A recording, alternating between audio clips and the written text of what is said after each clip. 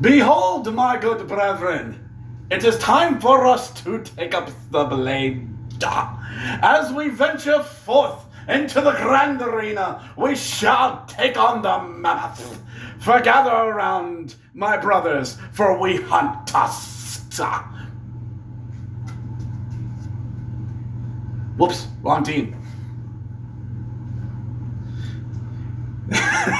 Welcome, everyone, to the first Let's Go Pens fan preview, as it is Flyers season, everyone. The first round of the Stanley Cup playoffs are upon us, and it is time for us to take on Dr. Wiley's castle, as we are going to take on those no good, dirty, filthy Philadelphia Flyers. This is the Let's Go Pens React. Thank you to all of you. Plus 100. The past two recap videos, over 100 of you PWOites are here.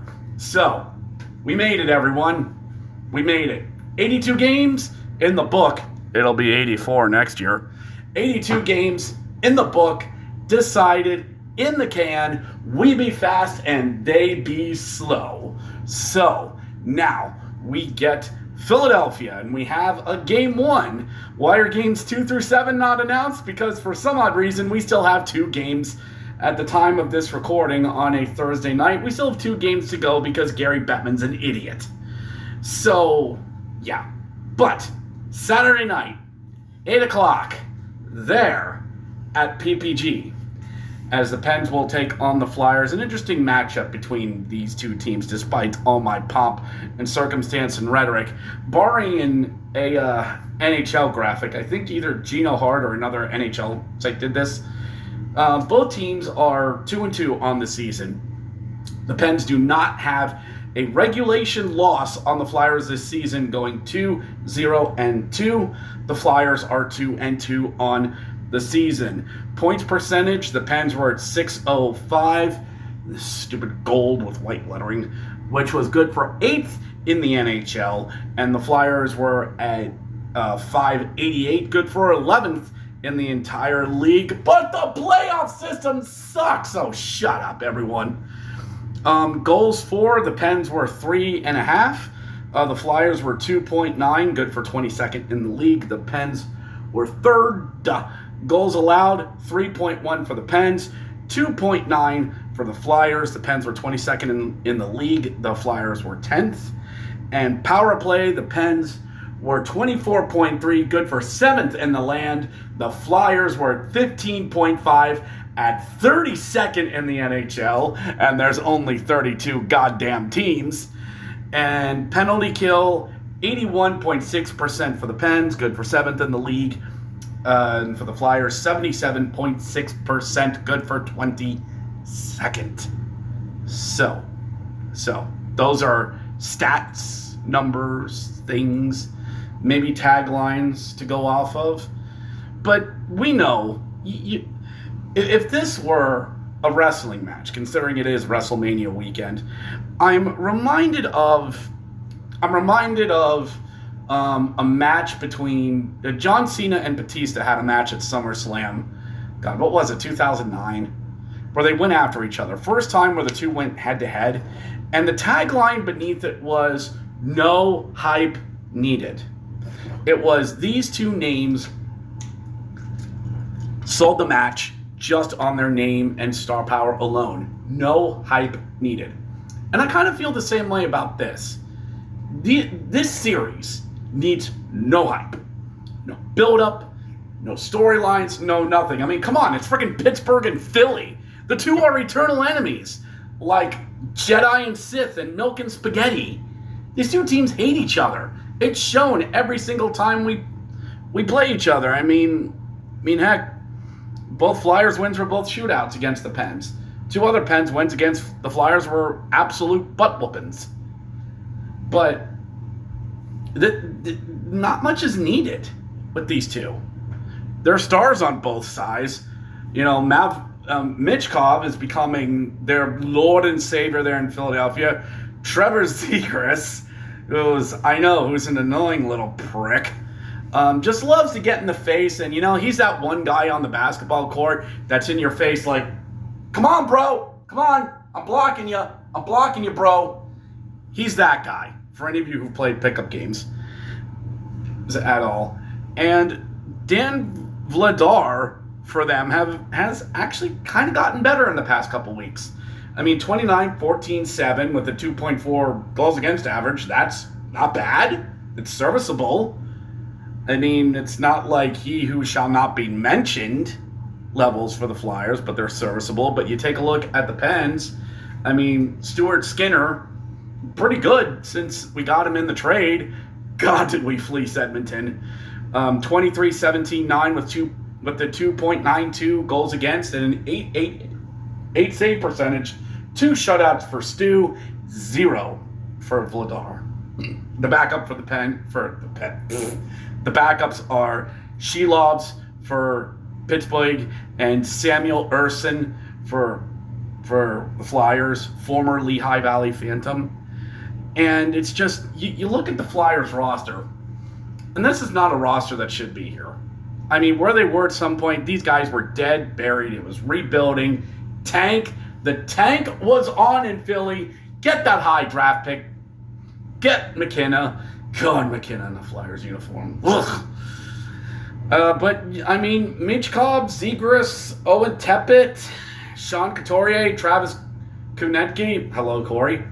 Konecny, Hathaway there for grit. Luke Clendenning is a body. Carl Gunstrom as well. Tyson Forrester, Alex Bump actually had him a good end of the season. Garrett Wilson, the eternal Phantom, getting some time in Philly. This is a roster that, while it can put points on the board, it's going to make things difficult. And annoyingly so. On defense, I don't have to say much for them. Travis Sanheim, the former Phantom, still hanging around. Jamie Drysdale, Cam York. That's actually turned into a solid draft pick. Emil Emmy, out from Lehigh. Rasmus Ristolainen, he's there. These are all guys that have pretty much done their job. They're not going to light up the scoreboard. Sanheim's the only guy who's in the 30s in terms of points. And the next guy you really got to worry about is Cam York, who's got a bunch of assists at 22. But Sanheim leads all defensemen. The top scorer, is Owen Tippett at 51? That can't be right. No, it's most goals. My bad. Travis Konecny leads with 68, along with Zegras and Dvorak. So this team has scores. But again, it's not like a team that's going to beat you 5-2. This is a team that's going to score 3 goals and say, all right, we're going to hold you on shots, or attempt to. We're going to hold you on shots and pray Dan Vladar is enough. Now, that's what the Flyers have. You're Pens fans watching this. You knew who we have. The Lord and Savior, Sidney Crosby, still among us, putting up 74 points. Brian Rust, still there doing things. Malkin missed most of the season. And Malkin missed how many games? He only played 56 games. And he's still in the top 5 in scoring of the team. But this team's just been full of surprises. Anthony Mantha, a 30 for 30 season. His career season. Guys having career years. Richard Raquel just missing a 25 and 25 season. Yegor Chinikov, Evgeny Malkin's son. My God, Columbus, thank you so much for him. Ben Amazon Kindle, what a great rookie year. You're out of him. Justin Brazel's turned into a good pickup. He may not play. Nola Chari's been playing well. Lazat's doing well. Big Elmer still in the lineup. Kevin Hayes, he's a guy. Vile Kuvanen and Philippe Hollander, are they still? No, they're back. But anyway, this is the Pens lineup that is full of youth, as Rockley once said. And that's sort of what worries me with this team. On the back end, yes, for some odd reason, yes, Chris Letang is still around. But Erik Karlsson, my God, 50 assists out of him. out of him this season. But in terms of scoring defensemen, my God, does it drop off after Carlson. Ryan Shea, 29 assists. I mean, 35 points, but 29 of them are assists. Chris Letang, only 3 goals all season. Not prime 2014 vintage. Parker Wotherspoon's been a great defensive defenseman. A great pickup out of him. Sam Garan, don't pair him with Letang, please. And then, after that, it's, Connor Clifton, another solid stay-at-home defenseman. Ryan Graves has been decent. And then you have St. Ivany and Savoylov as well. Where's Matt Dumba? Not here. So with the Pens, it's a lineup that can put a lot of points on the board. They absolutely can. But if Stu is off and the Flyers get after him, which they can, the Pens are going to need to have one of those old-fashioned 80s playoff shootouts, minus the cocaine. And as much as the NHL would love that, my heart rate would not. I got enough things killing me. So net of this entire series, I think this is definitely going to be most likely the most entertaining series out of all the first round matchups. And I really don't care what other teams might think that, why are Penguins getting prime time matchup on Saturdays? Us Caniacs deserve a Saturday night. No, it's all about ratings, boys and girls. It's all about who's going to watch, who's going to tune in and stream, and Pittsburgh and Philly is that. So go on your phone, look up your mobile plan, and go call someone who cares. But this, I think, is going to be the most fun matchup out of all of them.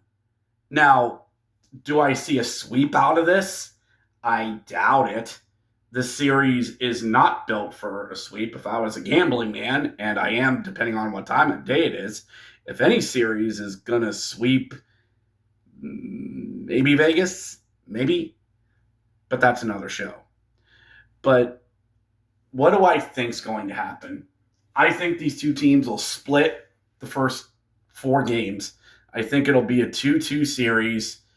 I could see the Pens getting an OT winner and then earning a gritty, not him, Game 6 win in Philadelphia to send South Philly home miserable and in traffic. Now, is there a Now, how are the Flyers going to do this? Get to Stu early, kick Skinner out of the series early, and force this team's offense to beat you. And go back to the 2012 series between these two teams. You have to turn it into. Pens often give up a lot of odd man rushes, and the Flyers have young, fast legs and snipers that are able to do it.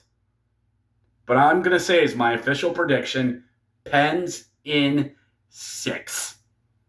We ended in Philly. We do.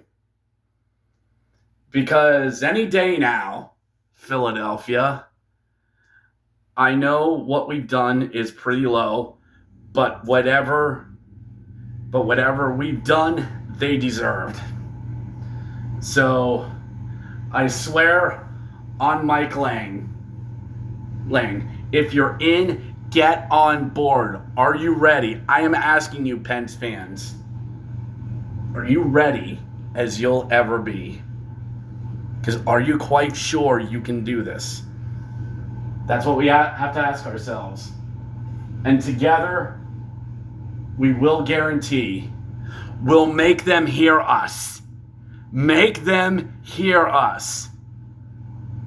With the line in the sand and the moment is at hand, Pens fans.